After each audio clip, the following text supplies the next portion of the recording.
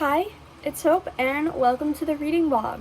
This was originally going to be my reading vlog for May 7th through 13th, and now it's going to be from May 10th through 13th, because on the 7th, I just didn't feel like vlogging, and then on both the 8th and the 9th, I felt like utter shit. I had I don't know if it was like a cold, a flu. I just literally felt like I couldn't get out of bed and do shit. So obviously I didn't pick up the camera because I did not have any energy whatsoever to even survive, barely. But I'm feeling quite a bit better today. Like not 100%, but enough that I should probably start this vlog. So yeah. First, I will talk about the two books that I have started. The first one is King's Bride by Beck Michaels, which this is a new adult fantasy where essentially we are following Seneva? I don't actually know how to pronounce her name. And basically she ends up in this arranged marriage of sorts, more of like a forced marriage with the god of death, Jakol? I don't know how to pronounce his name, but the tagline of this is, he is the god of death, she is the bride sent to kill him, their union may end them both. And I'm 47% into this, and I'm loving it. It is inspired by Beauty and the Beast, and I definitely can see those elements of like girl forced to go to this castle to save her family because that's part of the arrangement, and the person at the castle is this beast. He's the god of death, so definitely morally gray / borderline evil. And so far I'm really enjoying this. There has been a couple of plot twists that I really enjoyed, and this is like the prequel, like the first book in like a prequel series to the Guardians of the Maiden series by Beck Michaels, which is like top 5 series for me. And so it's very interesting being able to see of like things that we now know in the Guardians of the Maiden series, how it ends up with and how the world changes, and you're able to start to see those changes or the origins of family lines or places or things like that, and see how they kind of change, which I really like. And I do love how it's like really like it's not hate, it's like despise, loathe. Like it's not enemies, but it is kind of enemies to lovers, like, but it's more of like loathe to love. Like she absolutely hates him, he is more indifferent with her because the only reason he ends up marrying her is for this like specific reason. Like he has his motives that as you find out those motives, you're like, oh, that makes sense. That makes sense why you picked her.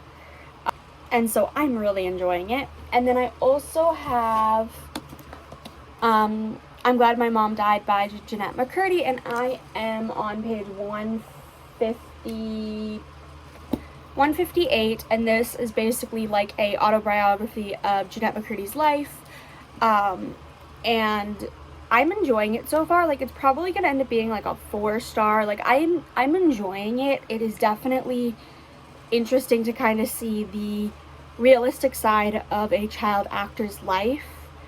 Obviously this is more of like Jeanette had a very extreme toxic childhood, I'll call it toxic, because that's what I'm reading it as. Like it seems toxic and very unpleasant childhood, and so seeing that also like seeing that, and also I semi grew up with iCarly. It was like towards the end is when I kind of started watching it and watching reruns, and then I kind of watched a little bit of Sam and Cat, which are the two shows that Jeanette McCurdy was like most prevalent in, and so it's very interesting to kind of see her life, and I definitely get why people said this made them emotional, because while it hasn't made me emotional so far, there is some moments where I'm like, that is definitely not normal, and I could see if somebody had that experiences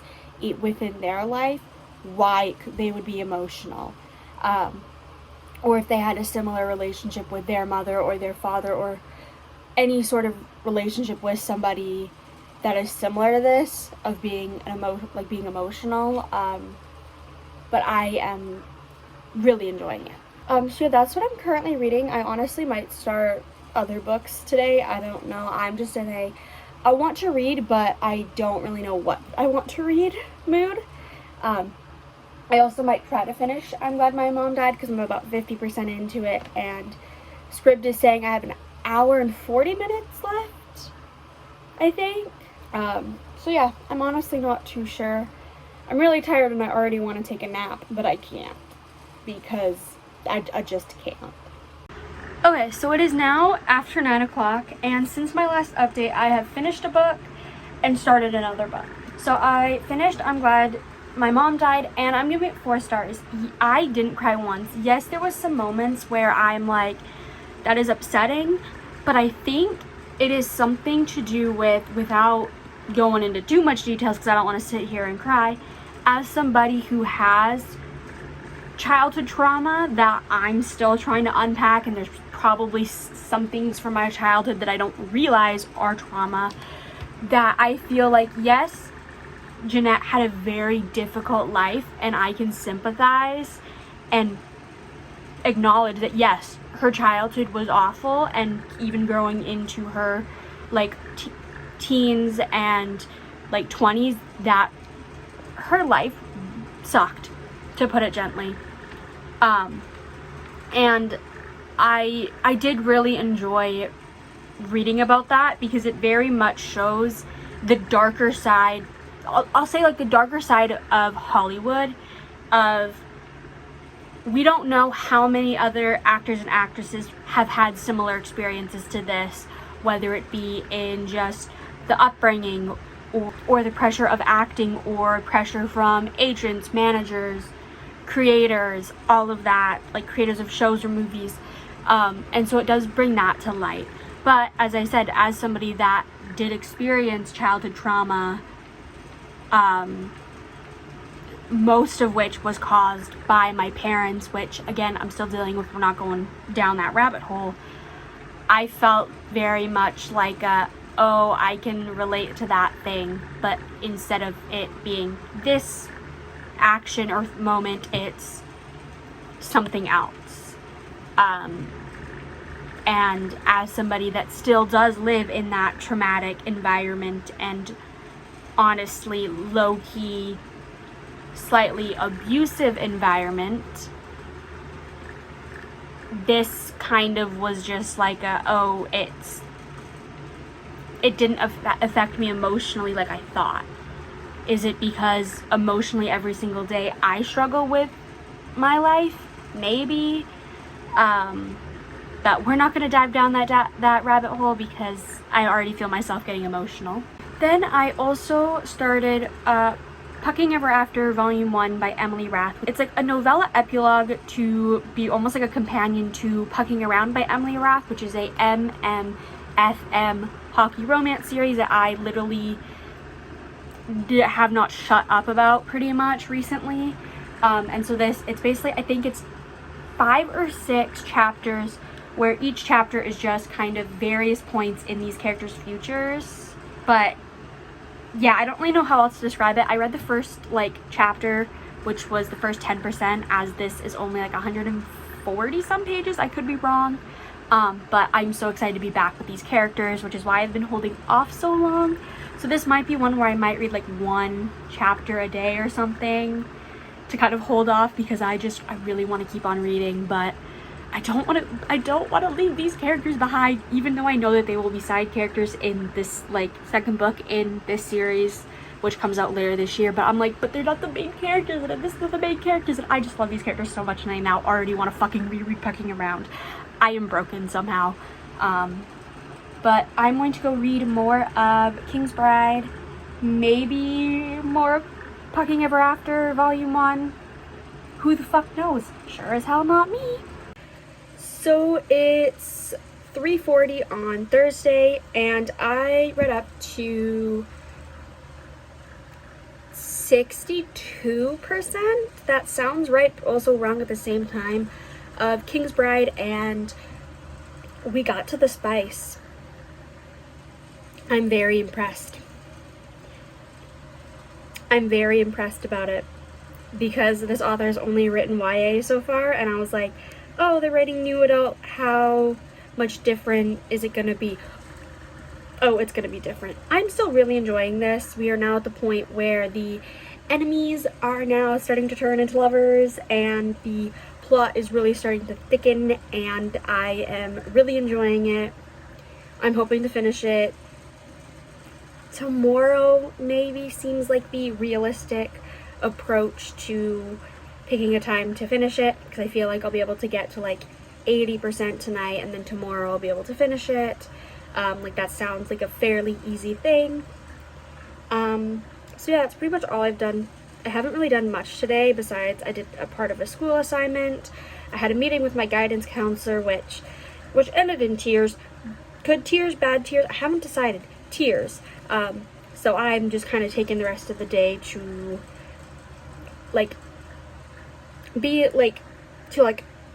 process what we talked about, and also just to have a day to myself, because I feel like I need it. But I will be starting another physical book tonight at some point. I don't know what. I have a few books over there that are kind of like staring at me going, you need to read me. So definitely something from that pile, but otherwise I'm not sure, but I will update you later when I do choose. So it is now 2:15 on Friday. I didn't update. I had kind of a meh day last night, but I ended up starting Chain of Gold by Cassandra Clare, and I made it 84 pages in, I think. This is the first book in the Last Hour series, which is one of the many series in the Shadowhunter universe, where basically we are following a group of Shadowhunters, which are humans with angel blood that basically fight off demons. And there are these two new families that have moved to London, like two new Shadowhunter families that have moved to London. And with that, there are now more demon attacks happening, and we are in 1903 Edwardian London, and yeah, that's pretty much all I can describe. This is my third time reading it, but I always struggle to describe this without spoiling things. But as I said, this is a reread, so I'm kind of flying through it. I'm able to skim some scenes, but I'm rereading it so that I can finally at some point get to Chain of Thorns, which came out earlier this year, and shockingly, I didn't read it right as release was happening, and so I'm now finally deciding to reread the first two so I can reread the third, and so far I'm really enjoying it. And then I also read up to 80%, I believe, of King's Bride, and holy hell, I'm in love with it, because it very much is that. It is just so well written in just everything, from the battle scenes to the political aspects to the fucking smut. Oh my god. That smut scene is going to be ingrained in my brain for a good few weeks, because damn, who knew that an author that had previously only written YA could write such good smut? Like, oh my god. And honestly, to nobody's surprise, I might start something else, because I feel like I just want to start something else too. I just am in a I want to read, but I don't know what I want to read mood. I've literally, like today, I've read 2 chapters of Pucking Ever After, and I probably will read more of Chain of Gold a little bit here, and again, maybe start something else. I'm not sure. Today, I'm just calling a chill day while trying to just slowly get some little productivity things done. So I have a shit ton to update on, because it is about 1 o'clock on Saturday. Vlogging has just not been my main priority. But yesterday, I made it to, where are my books? I made it to page 118 of Chain of Gold. So a little progress.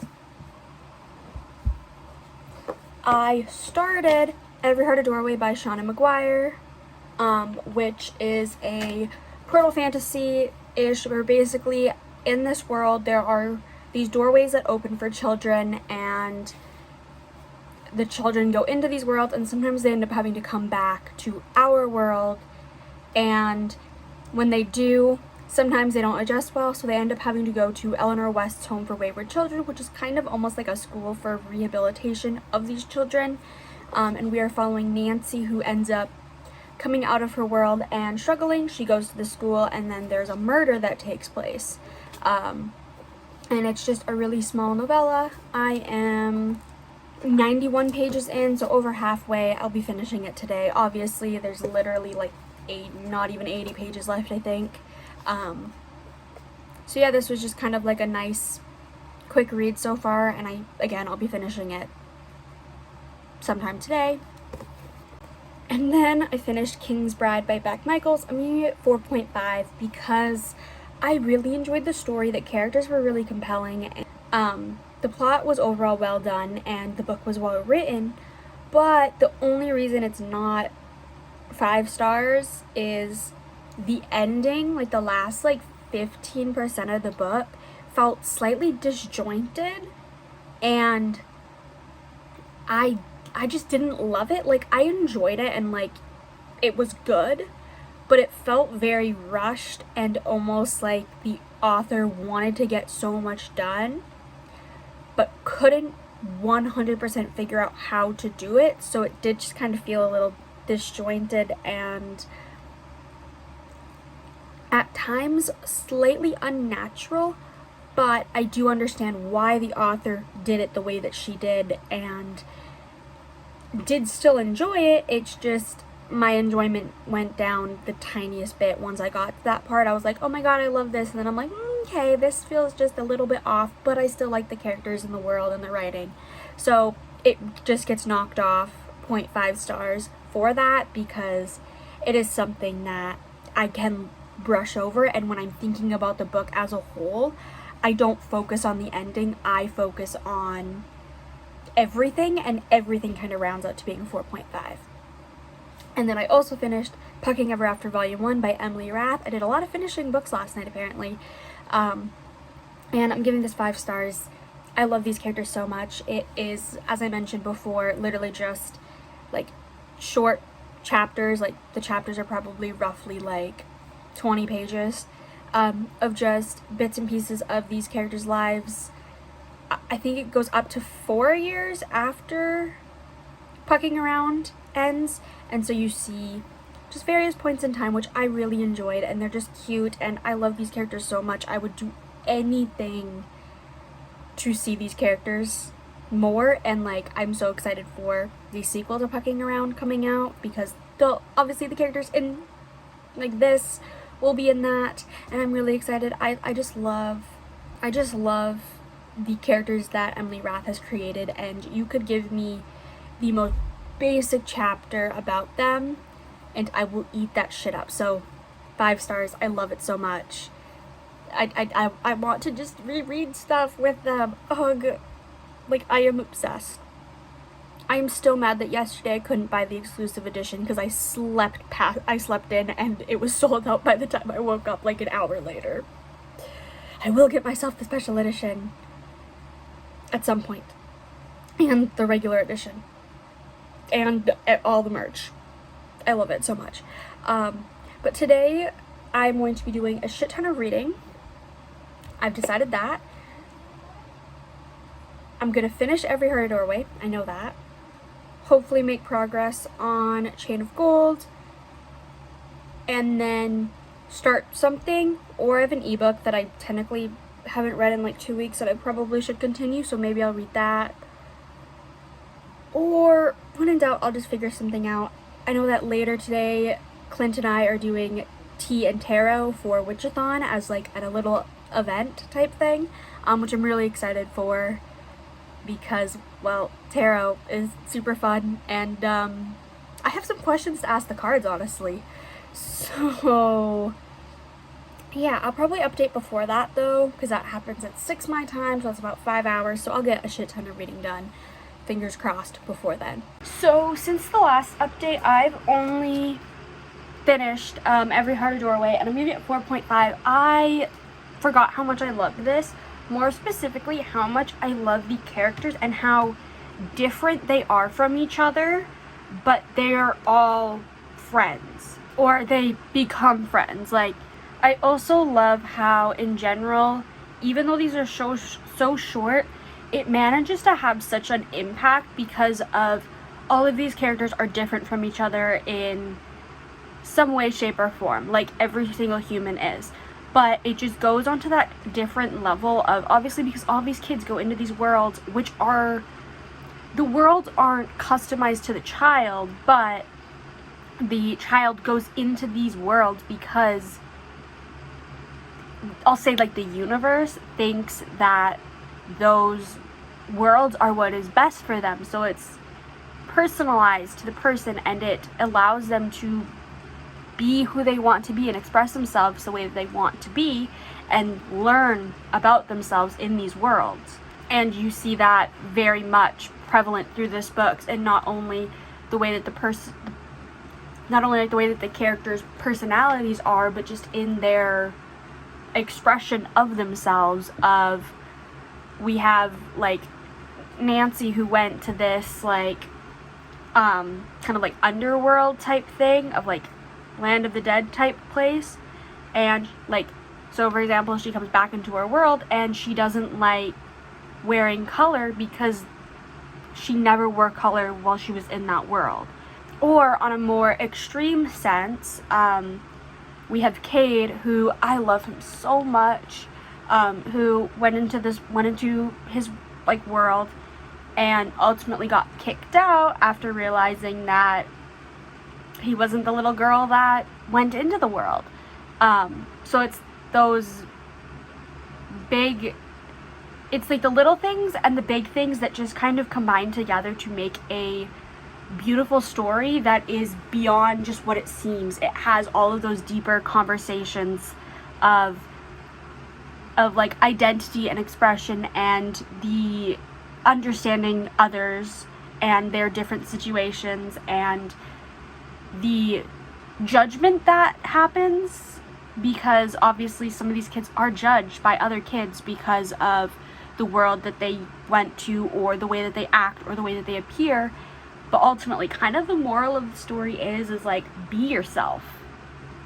That is kind of like the ultimate thing about this book in particular, and I love that, of how, I'll just read one of the lines that I really liked, and it's from like the final chapter, I think. You're nobody's rainbow, you're nobody's princess, you're nobody's doorway but your own, and the only one who gets to tell how your story ends is you. I don't know why, I really like that, of how it's like, that's kind of almost like the moral of the story, of like, you are what you want to be, not what somebody else forces you to be. And I love that. But I'm gonna stop gushing about this and update you a bit more. So we just did the tea and tarot, which ended up basically being tea, tarot, and talking about Clint's sexcapades. That's the easiest way to describe it. And then me laughing so hard, I swear to God, I was crying by the end of it. I literally laughed until I cried. That happened. But it was so much fucking fun. But I'm gonna end this vlog here because it is Saturday and I want to end this here. So yeah, I really hope you enjoyed this vlog, even though it was very unhinged and deranged and off, and that's just my brand at this point. Is for a vlog, am I gonna vlog every single day, or am I gonna vlog once in the week? Am I gonna vlog 4 times in a day, or once? Who the fuck knows? I don't know until I pick up the camera, which I tend to forget to do. But we're going off topic. But thank you so much for watching. I really hope you enjoyed this vlog. If you did, don't forget to like and subscribe, because it really helps my channel grow, and hopefully I'll see you in my next video. Bye!